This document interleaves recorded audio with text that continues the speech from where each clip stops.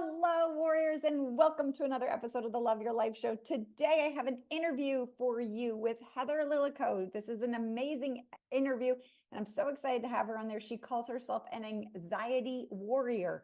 She struggled for years with her mental health and anxiety, and she went on to develop a 3-pillar system to conquer anxiety that we're going to talk about today on the show that is super helpful. I got some great takeaways. I know you're going to get some great takeaways too. She is now a holistic nutritionist, yoga and meditation teacher.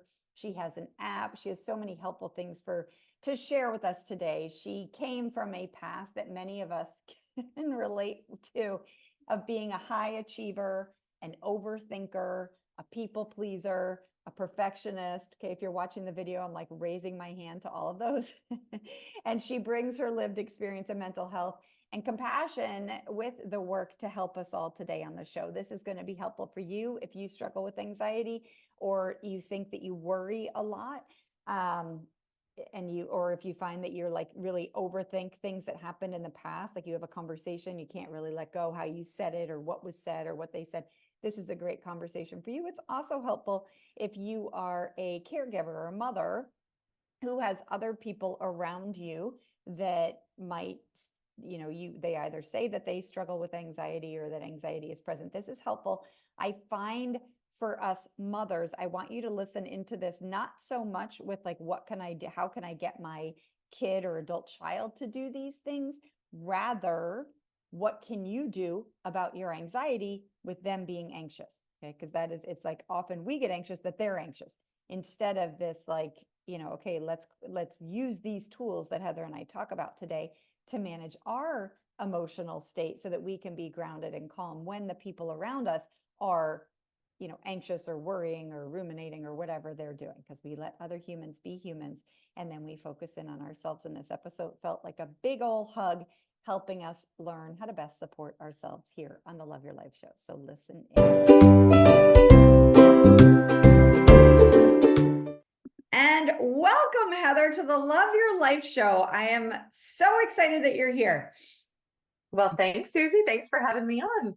Yeah, well, I was super interested to get you on because of your work that you do around anxiety and perfectionism and high achievers. And I was all like, yeah, this is great. This is like what my listeners and I love to learn about. And then I heard that you called yourself an anxiety warrior. And I was like, this is my lady. Like this is so can you give us a brief overview for how you got to be doing what you're doing and calling yourself an anxiety warrior? And that's with an A, my dear warrior listeners.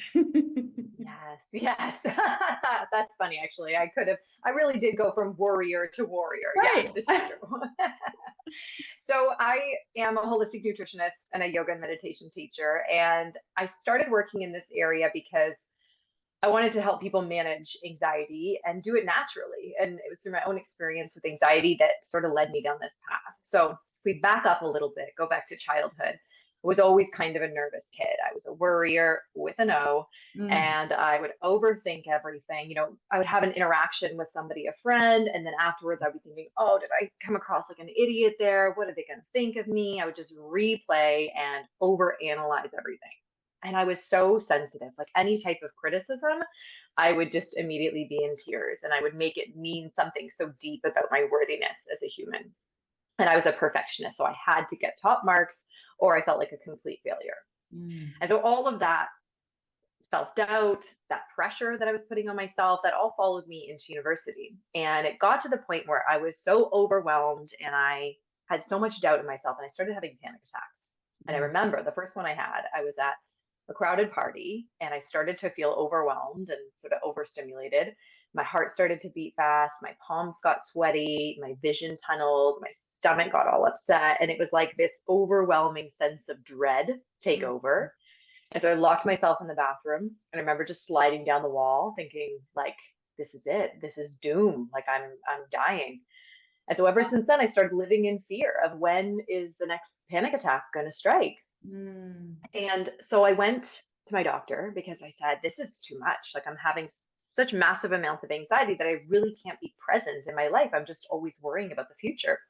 So I went to my doctor and I said, I'm having a lot of anxiety. What can we do? And she whipped out her prescription pad and she started writing me out something for anti-anxiety meds. And I said, let me just pause for a moment because I really haven't explored other options. Mhm. And so this really began the journey of this natural way to Mhm. uncover some of these patterns that were in place, these beliefs that I had about myself, and really put habits into place that help regulate my nervous system and stay balanced. And that's when I started to explore my diet, changing, pulling out some foods that I think were making anxiety worse, adding in mood boosting foods. And I started to feel calmer. But I Mm. still felt like I had a million thoughts. And so I started practicing meditation and Mm. I felt calmer still. And then I still felt like my nervous system was amped up a lot.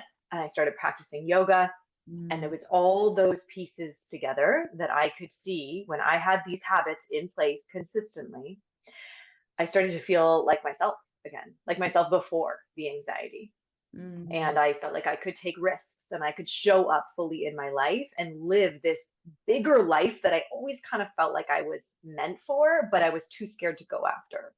So that's why I call myself an anxiety warrior, because I feel every day like I've been battling and Mm. fighting all these patterns and unhelpful beliefs that I had and reprogramming them, rewiring them, and really putting these habits in place that help me step into this next version of myself. And so that's what I teach others now is that combination together. Yeah, I really appreciate that. There's so much that you just said there because like anxiety, I have like I would say that anxiety visits me often, and so I have learned many tools. I have been on the meds, and I have also it's like it's a both and. I find like it's just an acceptance in my mind for wherever people are, whatever works with them. But it's Hmm. the thing with the like being on meds for me is it doesn't take away, like I can be on them, but I would need more and more if I wasn't doing the other things. And so now being off of it, like I was on those in a very tumultuous period of my life, and now I'm not taking any prescription based meds, but the meds that I'm doing are the meditation, the food, the those kind Mm, of things. So that's, I really appreciate you speaking to that, because it is, there are some things possibly that are going on biologically in our brain that sometimes medicine can help with, and hmm. whether it's biological or not, these behavioral things are always going to help, and it's always going to be Yeah. impactful. So could you speak a bit, because I don't often hear people talk about food with anxiety, and yet that is definitely something I notice in myself. And so what are, you mentioned there are some foods that you can eat that were helpful for you, and then there are ones that you cut out that weren't so helpful. Yes. Well, yes. Let's talk about food and diet. And first, let me just take like a little side step to say that I'm not anti-medication or anything, right? It's totally whatever works for people. What I hear from a lot of clients is that medication can get them to a point where they feel stable enough that they can Mhm. do this work. Mhm. Because for some people, it feels so overwhelming that it's like, I can't even think about meditating. I can't even think about eating healthy for myself. And so it can kind of bring people up to that baseline where they're maybe more receptive to doing the work. And what I found is that while it's a helpful tool, it really doesn't get at that deeper root, right? Of like, Yeah. why are Right. you It doesn't experiencing address, I would anxiety? agree. I had 32 seizures in a weekend that were just like anxiety based, and they were not physical. It was because of the situations going on in my life. And it's that kind of thing. It's like clearly I'm not functioning, and me adding in some protein at lunch is not the only thing I need. And so like I love Exactly. that. And yet if I had not continued to look at the deeper work that you're speaking of, I don't know, like it's just unhealthy. You almost like just keep upping the dose of medication, and accepting probably a life just full of anxiety and overthinking, all the things that you had said before, the self-doubt, Yeah. yeah, so I Yeah. do appreciate It's that. a good point. Mhm. Yeah. So Yeah. let's talk about food. So there are some foods that are making anxiety worse. Mhm. These are things like high amounts of caffeine. So if we're having multiple coffees a day, even the morning coffee can activate the nervous system. And if we think about what's happening with anxiety, it's that our nervous system is kicking on and we're going into fight or flight. Right? So if we're having something like caffeine that's also pushing that same pathway, it's going to make anxiety worse. And for Mhm. me, about 6 years ago now, I had to completely give up coffee because it Mhm. was leading to panic attacks and Mhm. causing massive amounts of turmoil and anxiety and stomach issues. And so sometimes people will use coffee as, well, of course, a way to like perk up or wake up. And to that, I think we got to address the deeper issue. Why aren't you sleeping well? That you're not Mm, feeling rested and awake first thing in the morning, right? mhm, If it's, the ritual of coffee that you're enjoying, great. Let's bring an alternative in and still help you have that ritual. Maybe you're mm, doing like a decaf coffee. Maybe you're yeah. doing a dandelion root Mm, blend or a mushroom coffee or something that is at least going to add, a couple of functional benefits in there. So coffee is a big one that's making anxiety worse. I would also say processed sugar is one. mhm, It's going to use your body's resources to process it and not give you anything in return. It's non-nutritive, right? It's not offering you anything. It also messes with your gut bacteria. We know that people who follow diets that are high in processed sugar have less variety in their gut bacteria and less of them overall.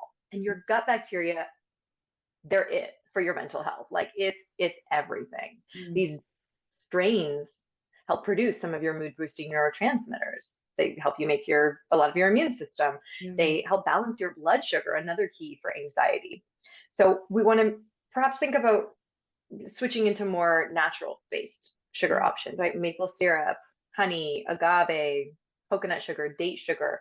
These are all mhm, great options that aren't going to spike your blood sugar as much and are going to give you a couple of trace minerals in there that could be good for anxiety. mhm, And I want to mention, and this one might be a little bit controversial, but I'm going to go there, red and processed meat. Because mm, red and processed meat has been labeled as a group 1 carcinogen, meaning cancer causing by the World Health Organization. And the reason it affects anxiety is because it's inflammatory.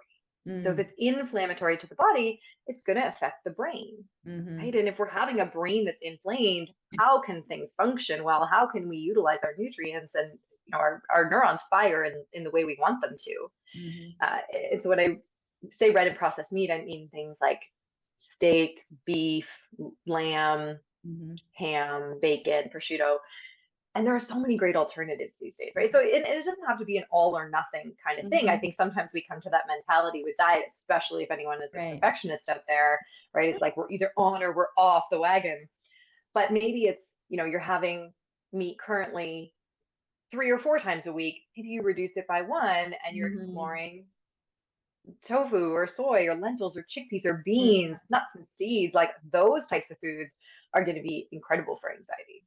Yeah, yeah. Well, so I love what you're saying, and I just want to bring up two things because one, a lot of my listeners are sort of in this midlife period where we know that our protein demands continue to go up as we age, and so that we want, like, by no means are you saying cut out meat. You're saying some of the processed and the possibly the red meat, and that there are so many alternatives. So we want to keep looking at how we get protein because one of the things with me, I notice if I start feeling anxious, I've wired myself to be like, when's the last time you had protein, Susie? Because that is one of the things, it takes longer to digest protein. And so our brains use, I mean, protein gives you calories, and our brains use the most energy of any other organ in our body. And when my brain, doesn't have energy to pull from, it is much more likely to go in those old patterns of anxiety. So that is one thing that Mm-hmm. is super helpful for people to just keep in mind. Another thing, I don't know if you've noticed this, I was just thinking of this when you were talking, is that um, it's because I don't like that all or nothing thinking. And it's like, oh, well, Heather says not to do this. Then, I like the idea of like what works for you, dear warrior, and figure that out and what it feels like. So for me, I still have coffee. But one thing I notice is that if I have coffee, like I'm sort of a 2 cup girl is the most. Sometimes I'm more like 1.5. But if I have it, I have a routine on my weekdays, but if I have it on my weekends and I'm just sort of more like, and I have my 2nd cup and I haven't had anything else in my stomach, I will notice I have this, as you said, it fires the same system in my nervous system. So I have the same sensation as if I'm anxious. And then my brain, interestingly, it's like the caffeine that's doing it. So it's a very physical feeling. But then my brain, like, actually is like, oh, what is she anxious about? Let's find something to be anxious about. And it like goes to work trying to create drama. And the Yes. same thing with sugar. It's this like heightened, like, I know people who've experienced anxiety have that like crawling out of their skin, and you're just like, that's not all wired. And it's like we get that, sugar rush or that caffeine rush, And it's just interesting that then my brain looks for friggin' drama and it's like, oh, maybe you should be irritated at your husband right now. It's like, oh, good idea. Instead of like, Let's pick a just go fight. get some fiber, like go eat a meal. Yes, this is so important, Susie. You're hitting on something that a lot of people don't realize, that anxiety is starting in the body Mm, because you're always scanning your environment, right? This is how we survived for so many years, is that we're looking for danger all the time. And so if the body picks up on danger, it then sends the signal to the brain that goes, hey, you got to be on high alert. You got to be yeah. on lookout here. And so that signal for danger can come from what we're eating. And that's why we really want to think about our diet, and not just removing or reducing some of these foods that can make anxiety worse, but it's also that approach of like, what can I add? So Hmm. whenever I'm having a meal, I ask myself, how can I boost this? So let's say I'm going to enjoy some chocolate. Great. I'm going to make it dark chocolate so it's rich in magnesium, one of the Hmm. best minerals for anxiety. And I'm going to ask myself, what can I add? I'm going to add a handful of nuts so that I can stabilize my blood sugar. I'm going to add a handful of berries to this so that I can get more antioxidants and support my Hmm. brain. So it doesn't have to be that super restrictive mindset around food. We Hmm. can think about it in terms of like these real whole foods that are incredible for anxiety, like nuts and seeds, leafy greens, berries, anything with like a rich, deep pigment, Hmm. fermented foods. These are all incredible for anxiety. We want to try to work them in as much as possible. And that can then kind of crowd out the stuff that isn't so great for our mental health. Yeah, I really appreciate that. Like just this sort of like what like it doesn't need to be this all or nothing. And also to keep the mind on like what works for you and what feels good for you. Because sometimes we tell ourselves these things are treats, and it's like it's really not a treat if 10 minutes later you feel like you're gonna crawl out of your skin and you're just all, you're like snippy and looking for problems in your life. So Yes. And that's this mindset shift that only in the past year, I would say, I mean, I've been a nutritionist for almost 7 years now, but only in the past year have I really had this mindset shift to see that eating is an act of self-love. It's a Mhm. chance to show ourselves what we believe about ourselves. And so if we're putting things into our body that are not fueling us well, right, that are not giving our brain the nutrients it needs, offering our bodies, our souls what it needs, then we're really doing ourselves a disservice. So I Mhm. think we need to really switch that mindset to, and I'm not saying don't have the cookie. If you want the cookie, have the cookie, Right. Yeah. right? But when we look at like the bigger picture of how am I fueling myself, and is what I'm eating right now and how I'm eating it, is that an act of self-love? Yeah, I have 5 wellness pillars, and one of them is true self-care. And what I'm saying there is like, be truthful to yourself. Like maybe, when you're like, oh, I want a cookie, that'll be self-care. Like maybe, and sit down and savor the cookie. I don't think that self-care is standing up, shoving cookies in our mouth in the, pantry when we're sort of In that. the shame of Yeah, like darkness. it's Yes. it's Yes. like it's like tell ourselves the truth about our self-care. Like, is this true self-care? Is this love for yourself? And I like thinking often of my 92-year-old self. And I'm like, what would she like? And she might be like, yeah, have the cookie, Susie. Stop worrying so much about it. I come from Yeah. a past of restrictive eating where she's like, just have the friggin' cookie. She's like, you don't need seven, but like, Yes. let's have like the cookie is great, because when you have seven, what's the real treat there? The real treat is being able to button up your pants the next day. Like, you sort of lose the taste of it after one or two. So it is, Yeah. I like your focus in bringing it back to us. And I find that a lot of people, hopefully once we're out of our 20s, we are focusing more on what our body is doing for us and the mobility and wanting, and then we get into like, well, how do we support that body in that? Let like, and for me too, as a young mom, I mean, I just said in our 20s, but in my 30s, I was still doing it, like, skimping on sleep to get that one last thing done. And then I'll have extra coffee and it was just sort of like, like you go, go, go, and then you sleep hard and then work hard, and just this whole thing that was not so helpful to my body. And so to just Yeah. start looking at it through this lens of what is our best case scenario here. So when we're Yeah. talking about anxiety, you've developed a 3-pillar system to conquer anxiety. Could you speak a little about that? Maybe you already have. So What? these three pillars that I've developed, this is really what I learned from my anxiety journey, was that when I had these habits in place, that's when my life started to change. When I started to feel calmer, more at ease, more grounded, more regulated. And from that place, then I could take bigger risks. I could put myself out there without the fear of judgment. I could show up fully in my life. And so the three pillars that I've developed are mindset, which is about the thoughts that you think, nutrition, the foods that you eat, and movement, the way that you move your body. And it's really about doing a habit from each one of those pillars every day. I don't think that anxiety management needs to be complicated or that it needs to take hours every day. I think it really can be that simple as intentionally choosing one behavior from each of those pillars every day. Oh, I really love that. And I agree. Like it isn't that major. Speaking to your point before, it's just noticing the things that we're doing that aren't helping and sort of trying to crowd them out, and then adding in the good. So what are some examples of like a mindset habit for that pillar that would be helpful? Mm-hmm. Listeners like, So, okay, I'm ready, Heather. What do I do? okay, pen on paper, here we go. So when we're talking about mindset, these are things like meditation, journaling, or practicing gratitude. Those I think are the big three that fall under there. And sometimes meditation for people can feel a little bit nebulous, a little bit overwhelming, especially if you are a perfectionist. There's that want to get it right. And so I feel like a lot of people start meditation and then they say, I'm not good at it. And then they quit. And it's because they don't have a true understanding of what they're actually trying to do. So let me clarify what we're trying to do when we meditate. We're training ourselves to be more present and more aware.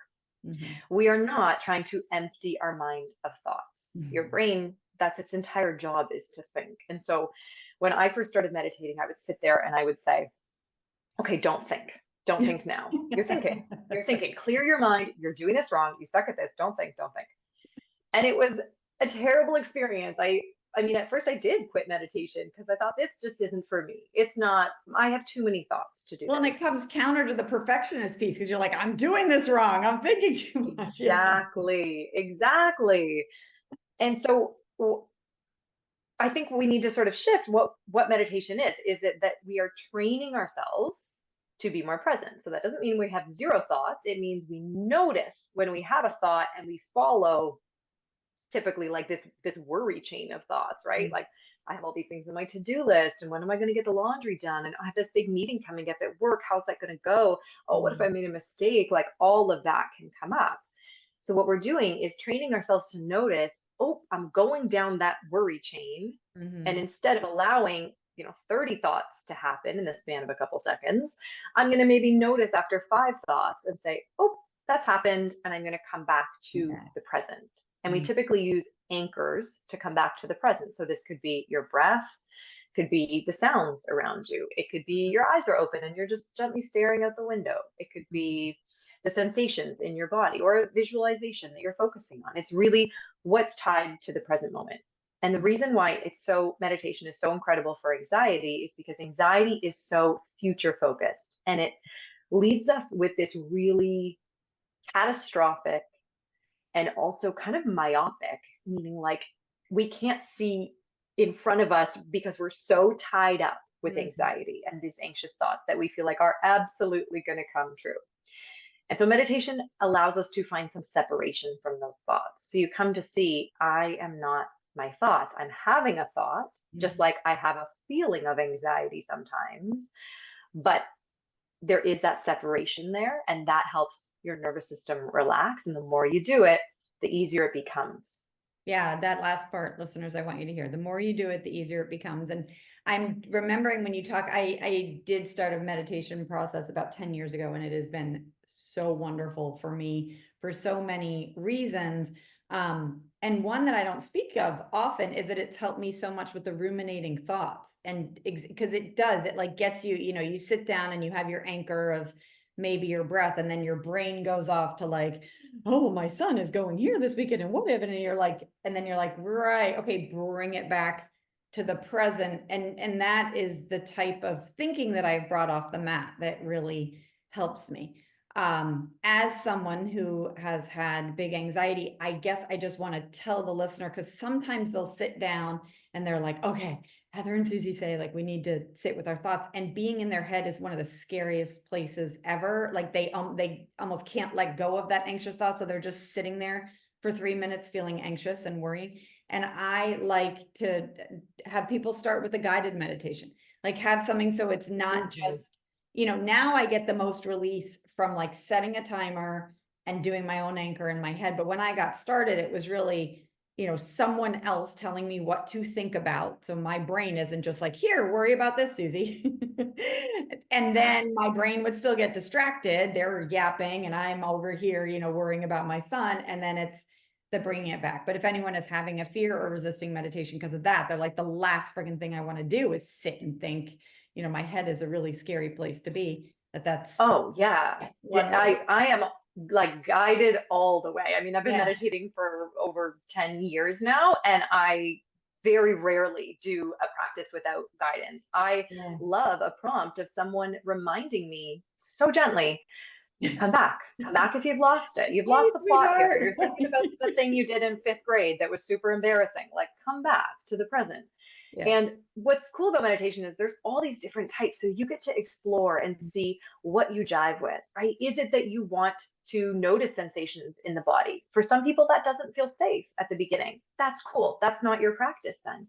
Maybe instead you're going to do a visualization and go to like mentally go to your happy place. And that's going to calm the nervous system. There's all these different avenues to explore. And I do think that that's the mentality to take is it's an exploration that when I'm Mhm. first sort of introducing people to meditation and I use my app Cultivating Calm to do that, there's loads of different links on there, and one of the techniques I love is a curiosity meditation, which is Mhm. just get curious about what is coming up.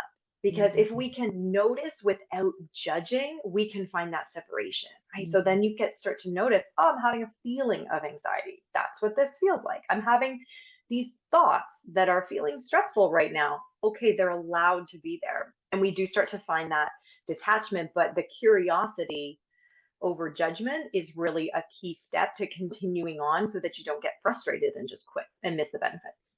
Yeah. And the curiosity over judgment, building that muscle helps with everything else we're talking about, the self-doubt, the perfectionism, the everything. And I guess I just want to highlight to listeners of this show, because a lot of us focus, I mean, you have your three pillars: nutrition, movement, and then mindset. And a lot of us, sort of the external world encourages us to focus on the nutrition and the movement in terms of our wellness and like, what are you eating and what are you moving? And this piece, I mean, this is the work I do. I say I'm a personal trainer for your mind, to really, if people can listen to this and at least equalize the amount of effort we're giving to those three areas, because in the same way that, yes, it's important to build up your core so that you aren't, falling in an older age, like we really can make a difference in our brain. And, I don't think there are many listeners that think like, if they start walking 10 minutes a day, that it's really not going to do anything. It doesn't matter, whatever. And yet I do think a lot of people are like, well, what difference does a journaling practice make? Or what difference does gratitude make? Or what difference does meditating make? And I just encourage listeners, we will not go into the depths of that. There are massive amounts of studies, in the same way that there are massive amounts of studies to say that walking helps, but to just, maybe put your doubting brain on hold for a bit and come on in and try something. So can you Yeah. speak a bit about the movement? You talk about exercise and what types of exercise disrupt our hormone balance, and possibly affect our anxiety. I'd love to hear about that, your movement. Yes, let's go into movement. I do just want to mention one thing about what you said because it sort of sparked something for me is that when we are meditating, I think one of the benefits is we can become more aware of our thoughts and then get to a point where we're sort of choosing our thoughts. Because what I tell my clients is that it's never about the situation itself. It's not that, a friend texted you and said, hey, can we talk? And then you started to spiral and think, oh my God, they don't want to be Yeah. my friend anymore. What have I done? And blah, blah, blah. It's not about that. It's about that activated some sort of thought, belief pattern in you that made you feel like you're not good enough or like they're going to ditch you. And that feels really scary. And so anxiety comes up. Mm. So that's the part that we're really trying to like reprogram or rewire with meditation is if you become more aware of your thought patterns and consciously choose different ones, then you're going to respond to every situation differently in your life, right? Because somebody who has the thought pattern or belief that they are good enough and that people want to be around them, when their Mm. friend texts them and says, "Hey, can we chat?" They're going to say, "Oh, maybe they need my help with Sure. something. Right. Maybe Yeah. they just want to, they just want to hang out." That's a very different unfolding then, right? In terms Yeah. of like the amount of overthinking that's going to happen, the amount of stress that is going to be in the body. And the situation is the same, but it's how you're responding, how you're interpreting that's different. And I think that's why meditation is so incredible that it has the So power to good. do that. Yeah, it slows Yeah. everything down for me. Like it gives me that. Yeah. I mean, Like a sometimes I'm still buffer. off and like, oh my God, they want to talk. My life is over. But like there are also other times where I'm like, oh, okay, what else could this be about, Susie? And it just Yeah. because I've strengthened that muscle and it just slows it down a little. Yeah. Yeah, exactly. And people always think that because I'm a meditation teacher that I'm like the most chill, calm person ever. No, I fly off the handle and I have big feelings that I still have to process, but it does give me a little bit of a buffer. And so maybe I don't go 0 to 100 Mhm. and yell at my husband for no reason. Mhm. Maybe it's like, okay, I'm starting to get a little snippy. I'm going to just take a beat, take a breath, and see what's happening inside for me. And then I can come from that place of discernment and like, how do I want to respond to this? So Yeah. it does give you that buffer. I Yeah. know. I love that. I'm like, no, I still have a human brain. Like, Yeah. still. Yeah. Still human with all the emotions, still, trying to navigate life and figure it out. Yeah. Yeah. No, I love that. So let's talk about movement. Yeah. That is the third pillar. So when I'm talking about movement, I mean movement that feels really good and rejuvenating and restorative for the body. So when I grew up, I was a competitive figure skater and I put my body through a lot. Wow. And I had it in my head after I sort of ended my skating career, I had it in my head that a workout meant that I had to be absolutely drenched in sweat, completely exhausted, and so sore the next day that I couldn't even walk downstairs. Mm. Wow. And that was the perfectionist side coming out to say a workout is it's either a success or a fail, and it's a fail if you aren't completely exhausted. And Mm. so that was doing my nervous system no favors, and I've reached the point of burnout several times in my life, and that was a big contributor, is doing these types of exercises that I didn't even really want to be doing, but I Mm. felt like I should be doing. That was how I was going to get the most burn. And so when I started to see movement as something just like nutrition, an opportunity for self-love, self-care for the body, the types of activities that I was doing shifted. So I started engaging in these lower intensity movements like yoga, where I could find a connection to my body and my breath, like Mm. walking, where I could be out in nature, where I could get my heart rate up a little bit, but it felt still restorative to the body. And that's the type of movement that I bring my clients through and that I advocate for, because that's what's going to balance out your hormones. These more intense types of movements like HIIT classes or CrossFit, and for some people they love them and that's fine. But Mhm. if you're already feeling anxious, I want you to think about how that might be affecting your energy levels and how that's affecting your hormones, like your cortisol, specifically your main stress hormone, that those types of movements are going to stress it out more. Mhm. Yes, I mean, and that again, it's that like frenetic energy that's coming from outside because we're doing the hit workout or we're doing the, the CrossFit, and then how I sometimes internalize that like something's gone wrong, what's happening, and all that. Plus, there's so much research coming out on women's cycles and perimenopause, menopause, and how these things that we were raised with, like go to the gym and no pain, no gain, is actually there's a lot of loss there, like that is really unhelpful for us, and that some of these more what we might term gentler exercises are better long term for our metabolism, for any weight issues that we're thinking that we're having, and all of that. I really appreciate that. Yes, and the cycle piece is so interesting. I work mainly with women in my practice, and I don't think a lot of us have made that link between where we are in our cycle and the types of movement that our body is craving, right? Like when we're, on that first day of the cycle starting menstruation, like what we're craving in our body are probably going to be like slower types of movements, things that are going to help our tummy and bloating feel good. And then as we work towards ovulation, that's typically when we're craving, I could lift a car Yeah. during ovulation. Like we feel so powerful and That's strong, when I right? do So my hit pick up workouts. I'm some like, weight. bring it. Right. Yeah. Exactly, right?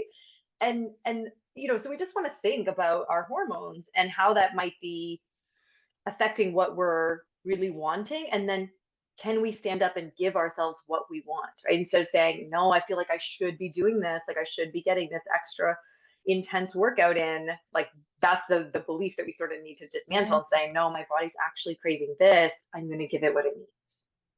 Yeah, that mindset is something I've really had to, with meditation, has helped me to become aware of that idea that like no pain, no gain, even if, it's the first day after my cycle, or with perimenopause, my cycle's all over the place. I'm feeling a little like slower and I need a little more gentler. There's a very big part of me that's like, doesn't matter, get out there and go do it. And it's really Uh, interesting to me to watch that and sort of, again, like all the work that you're talking about, it's awareness, kindness, like, okay, brain, maybe there's a middle ground here. Like maybe instead of staying on the couch, you can get out for a gentle walk. And maybe instead of pushing past your body cues and doing more harm than good and, pounding it out for however long on the elliptical, you can, take the middle ground again. yes, the middle ground, right? I think we need to change the marker of what quote unquote success looks like, right? Like people, I have to see when people set like New Year's resolutions, they'll say like, I'm gonna go to the, I mean, this is me actually, but I used to say, I'm gonna go to the gym every morning at 5 a.m. I'm gonna go for an hour and a half. And then I would sometimes make it there and I would sit there and be like, I don't even know what to do right now. You're Why like, am I well, here? I I'm would do a couple here. stretches. Yeah, do a crunch or two, a couple stretches, and then I would leave. And I realized that I didn't actually want to do that as a goal. So I was setting the wrong goal. And I was also choosing a goal that was so big and lofty that it felt too high of a mountain to Yeah. climb. So maybe we can set a different goal that's like, I'm going to get out for a 10-minute walk today. I'm going to take 3 deep breaths between my meetings because that's meditation. I'm going to incorporate a handful of seeds. There you go. You've hit your 3 pillars in probably about 15 minutes of your I day. love it. Yeah, and I mean, this is a great place to wrap up, because it's like choose the small thing and just get started. And I always tell my listeners, like, that it's a good place to start if your brain is telling you that's too small. Like if you're like, no, I have to go for an hour and a half, and you're like, well, instead, I'm just going to go take a 5-minute gentle walk, and your brain's like, that won't make a difference. Like, just try it. Just get, 3 Yeah. deep breaths. Just try it. Setting a timer for yourself and checking in and being like, hey, where are my thoughts right now? Like, am I off in the present, in the future? Am I in the past? Or am I like right here, right now? Am I present where my feet are? Those are super helpful. Actually, before I go, can you tell me a little bit about your app and where listeners, I will have links in the show notes for sure, but I just want them to get more Heather, as they will want to after listening to your Sure, sure. So happy to share. The app is called Cultivating Calm, and I developed it based on what I wish I had when I was going through this anxiety journey. And it took me a lot of years, over a decade of struggling and suffering with anxiety to see that I felt calmer and more at ease when I put these habits into place. So it's a place where people have the resources to access meditation, to access mood boosting recipes and yoga videos, really supportive, slow type of movements, and then courses that really put it all together as well. So if people want to check it out, they can either go to the App Store or Google Play and type in Cultivating Calm. There's a free trial there. I've also recently launched a free 5-day meditation challenge on the app. So if people download it, they can have access to that. Or you can hang out with me on Instagram. I'm at Heather_Lil, Lil. And if you DM me the word calm, then I'll get you all set up with a trial and you can access the meditation challenge, which is just 10 minutes a day for 5 days Yeah. to start to Well, learn how that's to meditate. so fun. I will have these links in the show notes, and I'm thinking after my podcast, I post in my private Warrior Woman Facebook group for listeners. That's the free one. And let's get in there. And if we want to do the meditation challenge, let's do it together. That'd be so fun to get started. And Yeah, so neat. Thank you Great idea. so much, Heather, for coming. I know the information you shared is going to help so many people. I took away some tidbits and things that I can start to implement also. And I just am really grateful for your time and the work that you're doing there in this big world. Thank you for having me, Susie. Thank you. Thank you. Thank you.